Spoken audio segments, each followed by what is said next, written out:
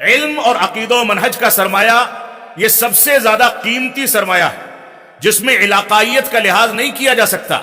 خاندان کا لحاظ نہیں کیا جا سکتا، حسب و نسب کا لحاظ نہیں کیا جا سکتا، بلکہ یہ ایک ایسا قیمتی سرمایہ ہے کہ اس میں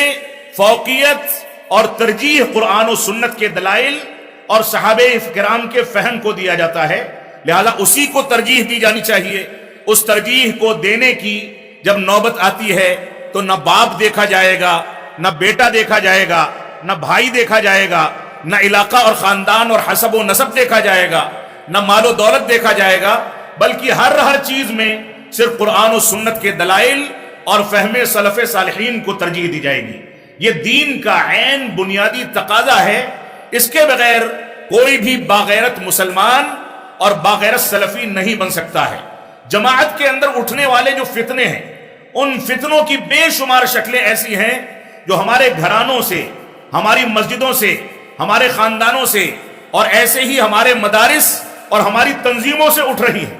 ہم اس پر اس وجہ سے نکیر نہیں کرتے کہ ہمارا رزق اس سے وابستہ ہے،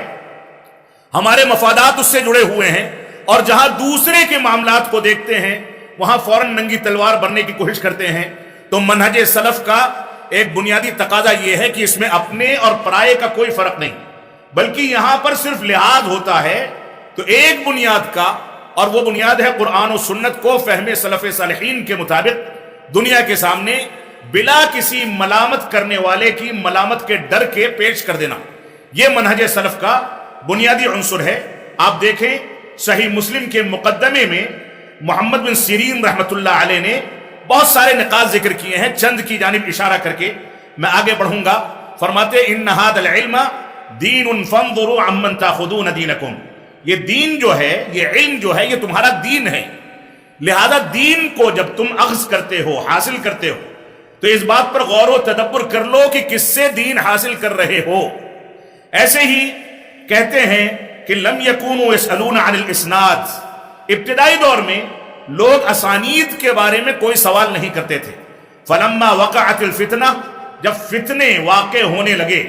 فتنے ابھرنے لگے، قالوا سموا لنا رجالکم، تو علماء نے کہا کہ جن لوگوں کا تم حوالہ دیتے ہو، جن سے کوئی بات نقل کرتے ہو، ان کے نام بتاؤ، تفصیل بتاؤ، تاکہ ہم یہ فیصلہ کر سکیں کہ ان کے ذریعے سے آئی ہوئی بات قابل حجت اور قابل عمل ہے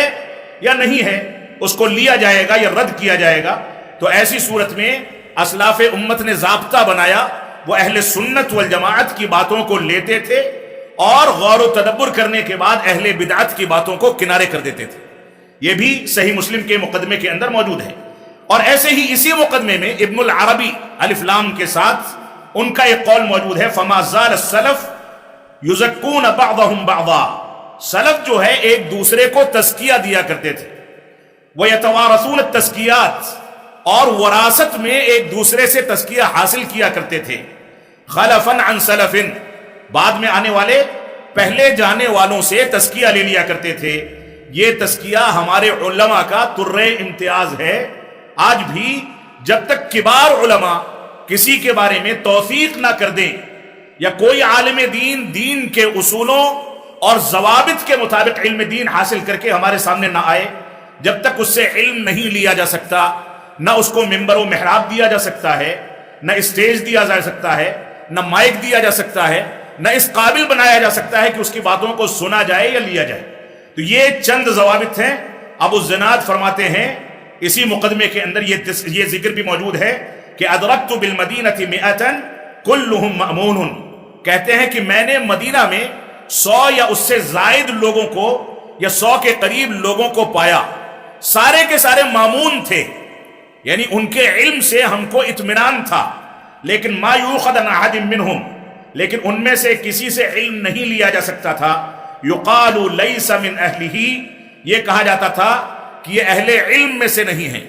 ان لوگوں میں سے نہیں ہے جن سے علم لیا جا سکے۔ امام مالک رحمت اللہ علیہ فرماتے ہیں اس قول کے بارے میں، ان سے علم نہ لینے کی وجہ یہ تھی کہ ان لوگوں نے علم کتابوں سے حاصل کیا تھا، مشائخ اور علماء کی مجلس میں بیٹھ کر کے حاصل نہیں کیا تھا۔ تو موجودہ دور میں جو بھی فتنے اٹھ رہے ہیں، عام طور سے ان شخصیات، جن گمراہ شخصیات کو ہمارے گھرانوں میں یا ہمارے خاندانوں میں سنا جاتا ہے، ان شخصیات کے مشائخ مجہول ہیں، اور اگر مجہول نہیں ہے، کوئی معروف شیخ ہے تو اہل بدعت میں یا گمراہ لوگوں میں سے ہے۔ وہی صورتحال فرحت ہاشمی صاحبہ کی ہے۔